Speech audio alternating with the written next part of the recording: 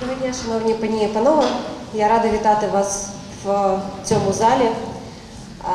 Рада вас вітати з тієї нагоди, з якою ми маємо честь тут зібратися на вечорі, який присвячений пам'яті видатного дисидента, правозахисника Андрія Сахарова. Цей вечір і пам'ять Андрія Сахарова для нас важлива не просто як частка історії, а як частка дисидентського руху, тому що права людини насправді залишаються актуальними по сьогоднішній день. І насправді для мене честь стояти на цій сцені і мати можливість і запросити пізніше на цю сцену до слова людей, які особисто знали Андрія Сахарова, враховуючи, що це людина, яка мала можливість йти супроти системи. Це це внутрішній подвиг, на який часто не здатна пересічна людина. Мене дуже тішить, що ця людина відстоювала права і українських правозахисників, і українських дисидентів, і, безперечно, кримсько-татарського народу. І тому для того, щоб сказати більше і про цей вечір, і про самого Андрія Сахарова, і про його роль визначну, яку він відіграв, в першу чергу я запрошую на цю сцену Роберта Ван Ворена, також дослідника правозахисного руху. Я прошу і визначного світового.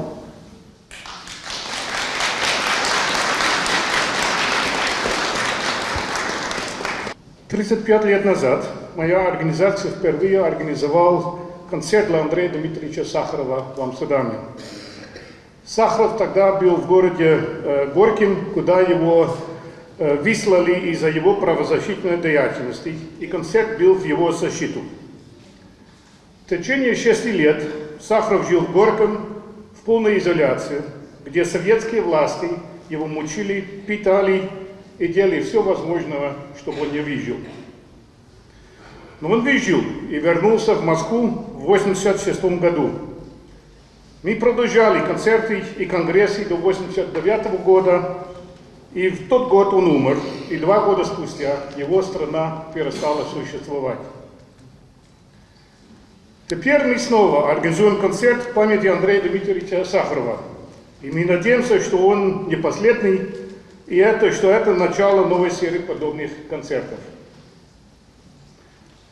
Мы организовали концерт памяти Сахарова, потому что этот человек был таким моральным авторитетом, который нас тут не хватает.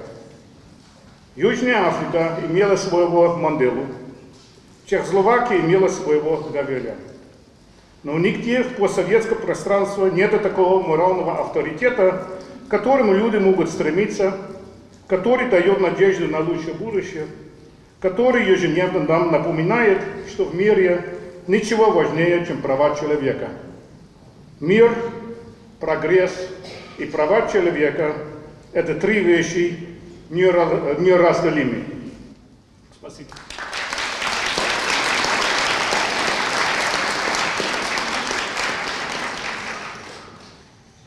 А надалі я запрошую до слова пана Семена Глузмана, також правозахисника, психотерапевта, який особисто знав Андрія Сахарова і який має власну дисидентську історію, вагому дисидентську історію, яку ми так само маємо честь бачити, на щастя, серед наших.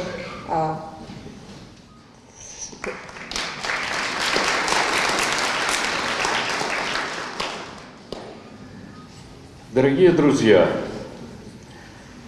я понимаю, что этот день нельзя называть праздничным, потому что это день, накануне, день смерти Андрея Дмитриевича Сахарова. Так получилось, что год назад мы вместе с Робертом сидели у омбудсмена, у госпожи Лутковской в кабинете, обсуждали ситуацию нашу украинскую, и тогда возникла идея каждый год отмечать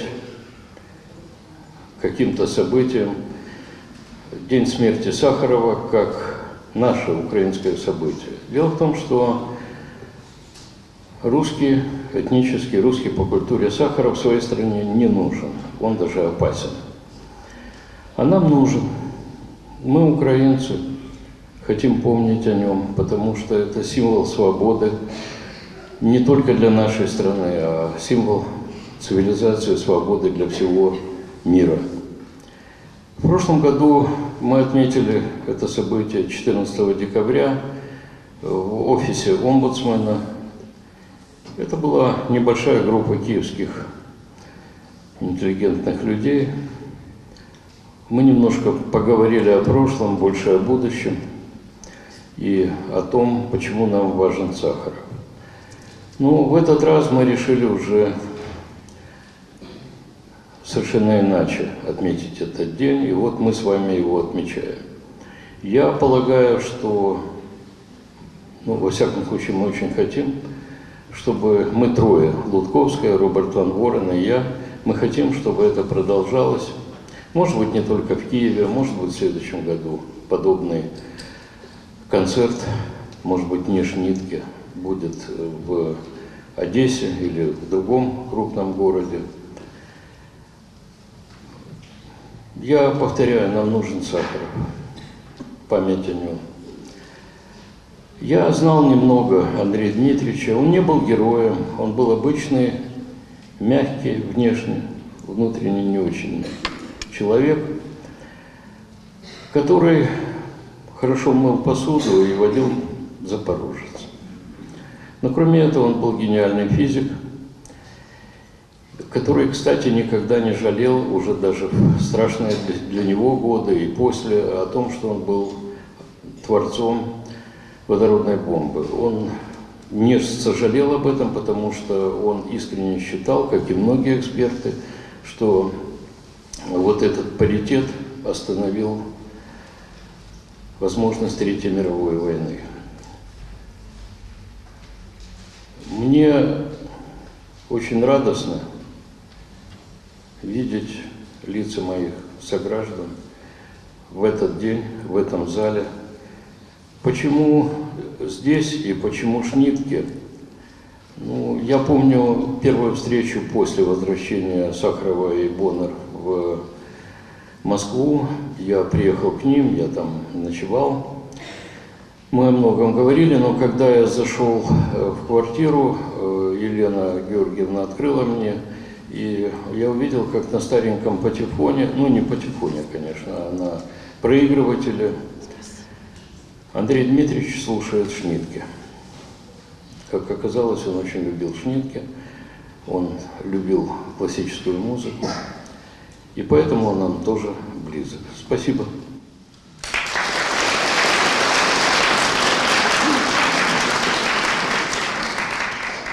Я дякую пану Семену Глозману за такий людський образ Андрія Сахарова, його людський спогад.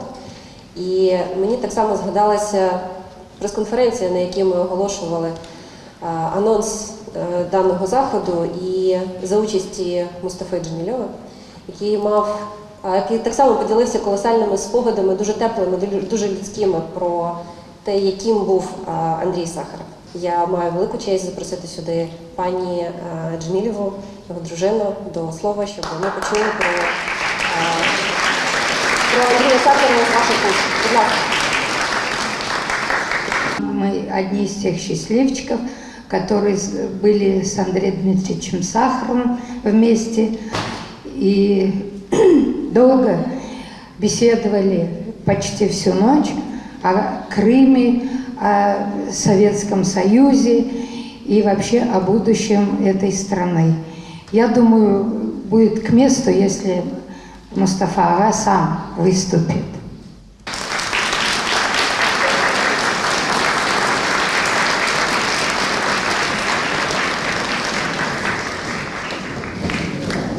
У першому відділі концерту прозвучать твори Густав Малер, Адажіето із симфонії номер 5, Альфред Шнітке, концерт для фортепіано і струнного оркестру, версія рукопис. На сцені Київський камерний оркестр. Головний диригент оркестру, народний артист України, лауреат Національної премії України імені Тараса Шевченка Микола Дядюра.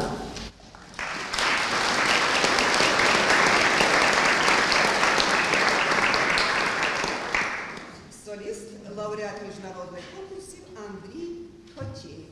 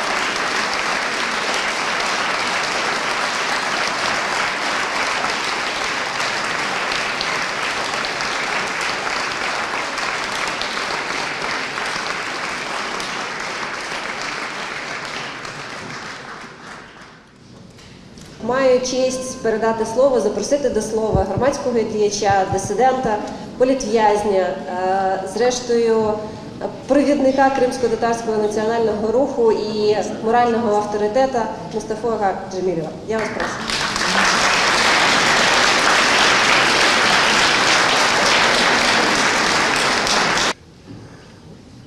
Вчера, 14 декабря, исполнилось ровно 27 лет, как не стало великого гуманиста, правозащитника, ученого 20-го столетия Андрея Сахарова.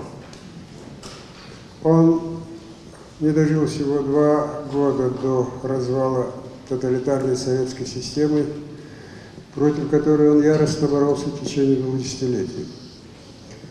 Человек, который создал самую мощную для советской власти оружие, ядерную бомбу, а потом в течение многих десятилетий боролся за запрещение ядерного оружия. Он сделал огромный вклад в подписание договора о запрещении испытаний ядерного оружия в 3 сферах. Но главный его вклад, конечно, правозащитное движение, защиту прав человека, демократии. Но для нас, для крымских татар, его место особое. Он в течение более 20 лет постоянно выступал с заявлениями, требованиями справедливо решить крымско-татарский национальный вопрос, вернуть этот народ на свою родину. Впервые его голос на эту тему прозвучал в его брошюре, распространенной очень широко на Западе, под названием «Размышления о прогрессе, интеллектуальной свободе и мирном существовании». Там было всего лишь несколько строк в числе тех проблем, которые необходимо решить в Советском Союзе. Но как гром среди ясного неба, это была проблема крымских татар. Впервые печатно упоминалась проблема крымских татар. И эта брошюра в молниеносном, печатном, машинописном виде распространялась по всему Советскому Союзу. Но в моей жизни он сыграл особую роль. Во-первых, после той страшной голодовки, которая у меня была в омской тюрьме, он практически спас мою жизнь. Своими многочисленными обращениями к мировой общественности, к различным государственным деятелям, к организации исламской конференции, он сделал невозможным, чтобы советская власть меня там умертвила. И когда уже после 303 дней вот этой голодовки все-таки состоялся судебный процесс, и мне дали свидание с родственниками, вернее, с матерью и с братом. Они, конечно, хором просили, чтобы я прекратил голодовку. Я сказал, нет, уже нет смысла прекращать голодовку, потому что от меня уже, живых вряд ли будет какая-то польза. Что-то почки не работают, тут не работает, я уже почти не человек. А так своей смертью, наверное, я больше пользы принесу. Мать заплакала, ушла, ее увели, остался брат, и он говорит, у меня есть последний аргумент.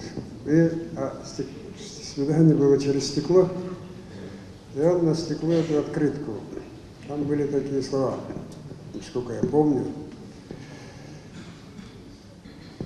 Кстати, вот в своих мемуарах Сахаров пишет, вот после голодовки, после суда Мустафы Джемилева я посылал ему открытку. Не знаю, повлияло это на него или нет, но все-таки он прекратил голодовку. Так вот, в этой открытке были слова. Дорогой Мустафа, сынок, я сделал все возможное, что в моих силах для твоего спасения. А сейчас я тебя прошу, прекрати голодовку. Твоя смерть обрадует только наших врагов. Ну, действительно, этот человек столько для нас сделал, и не считаться с его мнением было просто уже невозможно. Я в тот же день прекратил голодовку, написал заявление. И вот в течение 2 месяцев меня в омской тюрьме выводили из состояния голодовки. Елена Боннер, его супруга, осталась еще на неделю с лишним. Она контролировала, как это происходило, доставляла какие-то соки, медикаменты, такие препараты, которые вообще омская тюрьма никогда не видела, западные какие-то вещи. И потом все время, как бы интересно так получалось, где самые тяжелые моменты, снова появлялся Сахаров. Отправили в омский лагерь, дали самую тяжелую работу, несмотря на то, что у меня язва желудка, это после голодовки той. Самую тяжелую работу, и питание там такое не совершенно неподходящее для человека с моим состоянием здоровья. А если не выполнять норму, в изолятор, там еще хуже. И вдруг меня приводит к начальнику лагеря, а там весь генералитет сидит, там ихний. Первый вопрос. Каковы у вас взаимоотношения с Сахаровым? Я удивился, а в чем дело? Дружеские. Как дружеские? Вы заключенный, он академик. Я говорю, вы что, поддерживаете дружеские отношения только с надзирателями? Бывает же так, что... Оказалось, что он прислал письмо. Вернее, не письмо, а телеграмму. Прошу срочно сообщить мне и министру внутренних дел СССР о состоянии здоровья Мустафы Джемилева. И вот они не знают, что делать. Мне говорят, как вы можете поддерживать связь с таким человеком, врагом нашей страны? Я говорю, слушайте, человек трижды Герой социалистического труда, лауреат премии Ленина, лауреат премии Сталина, создал самое грозное оружие для советской власти, ядерное оружие. Но кто вы такой по сравнению с этим человеком, чтобы употреблять такие выражения? Оказывается, у него неправильные политические взгляды, поэтому он враг. Но тем не менее, как бы они его ненавидели, они все-таки его боялись. И вдруг мне дали более облегченную работу и даже какое-то диетическое питание. Вот, находясь в опале и страшной ненависти у кремлевских руководителей, все равно они его боялись. И он способствовал и моему освобождению из лагеря тоже в 1986 году, когда Горбачев позвонил ему и сказал, что состоялось заседание Политбюро, и принято решение, что он может возвращаться к свою московскую квартиру. Он сказал, я один возвращаться не буду. Освободить, по крайней мере, моих близких друзей. И он передал этот список из 23, по-моему, кто-то говорил, 18 человек. Я знаю, что там был Глузман, и я был где-то, по-моему, в 4-м или 5-м списке. Потом этот список через несколько недель или через несколько дней передал Горбачеву во время встречи в Рейкьявике Рейган, как одно из условий нормализации отношений между Соединенными Штатами и Советским Союзом. Вот благодаря ему я, собственно, вышел на свободу. Потом, конечно, у нас... Вот что интересно. В течение более 20 лет мы поддерживали контакты, преимущественно по телефону, иногда открытками, но не виделись. Он дважды приезжал на мои судебные процессы в Омск, в Ташкент, но опять я его не видел, потому что судебные процессы были закрыты. И вот только в 1986 году, возвращаясь вместе с супругой из Магаданского лагеря после освобождения, а путь лежал через Москву, мы заехали к нему. Он как раз в эти дни, он, оказывается, его выпустили, он вернулся из Горьковской ссылки. Там была куча корреспондентов, мы вместе давали там интервью о будущем страны. Потом где-то до 3 часов ночи с ним обсуждали, что будет дальше, что будем делать для дальнейшего продвижения перестройки. И вот его в 89 году, когда в декабре 89 года холодный день, тогда крымские татары, турки, месхетинцы и поволжские немцы в Москве проводили акции протеста с требованием ускорить решение наших проблем. И вот как гром среди ясного неба нам сказали, что Сахаров скончался. Мы ринулись туда, по-моему, дом литераторов там был, или какое-то здание. Огромная цепь людей, вот, на несколько километров. Все ждали вот эту цепь, чтобы попрощаться с этим великим человеком. Ну, мы тоже пристроились, но потом почему-то меня быстро нашли и сказали, решением похоронной комиссии я должен быть в почетном карауле возле его гроба. И вот 14 декабря 1989 года была последняя, так сказать, встреча с Андреем Сахаровым. И вот несколько месяцев назад, когда я прочитал в прессе, что я выдвинут на премию Сахарова, у меня в голове первая мысль, ну что за рок какой-то. Когда нам очень тяжело, обязательно появляется Сахаров, будь то живым или мертвым.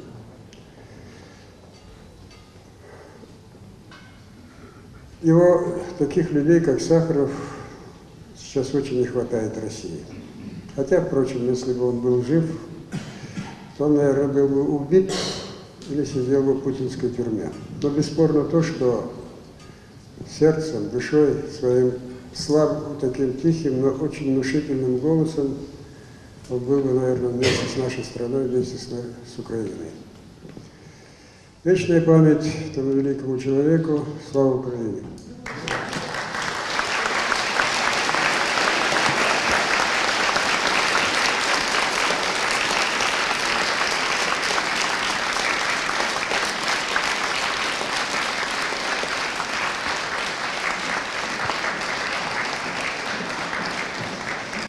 У другому відділі концерту до вашої уваги Альфред Шніткі «Реквієм» з музики до драми Шиллера «Дон Карлос» для солістів мішаного хору інструментального ансамблю на 14 часів.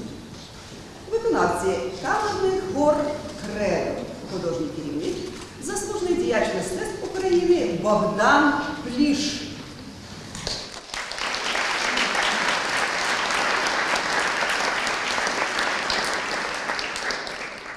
Солісти – заслужена артистка України Іванна Кліш сопрано, Валерія Мудра меццо-сопрано, Віктор Гогунський тенор. Київський камерний оркестр. Диригент Богдан Пліш.